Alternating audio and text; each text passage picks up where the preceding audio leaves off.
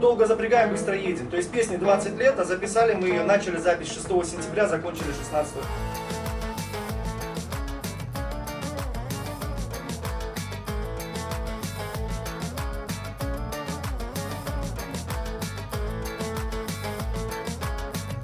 Мы успели обсудить с музыкантами такой момент. Они больше тяготеют к живой музыке, к концертам, а вот записи студийные, они все это оставляют на потом. В то время как другие музыканты в большинстве своем сейчас, они наоборот все стремятся в интернет. То есть записал, быстренько все это свел и выложил. Почему у вас все с точностью да наоборот? Основной кайф от музыки получаем в момент, когда мы играем.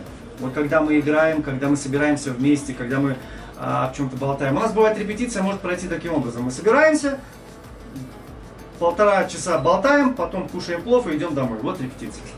Вот. Но вот сейчас, когда вы собрались вновь, то есть вы, получается, возвращаетесь к корням, да, по рэп, то есть вы начинаете, возрождаете ту музыку, с которой вы начинали. Мы нигде не были многие годы и сейчас не собрали. Парам был, есть и будет. Мы продолжаем свое творчество и то, что сейчас в таком составе, как мы даже, честно говоря, не заостряем на этом внимание. Но одно могу сказать, что вот сейчас мы репетируем, а мы готовимся к концерту большому, о котором, надеюсь, еще поговорим сегодня.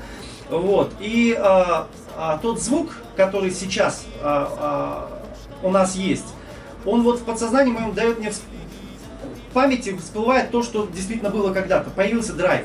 За счет того, что Эфира играет на гитаре, а он драйвовый вообще чувак.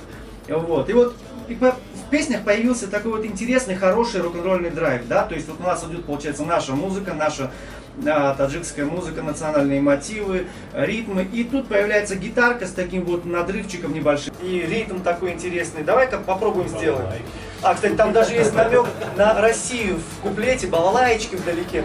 Вот. И мы решили, давай-ка запишем. И на самом деле, как я говорю, долго запрягаем, быстро едем. То есть песне 20 лет, а записали мы ее, начали запись 6 сентября, закончили 16 сентября.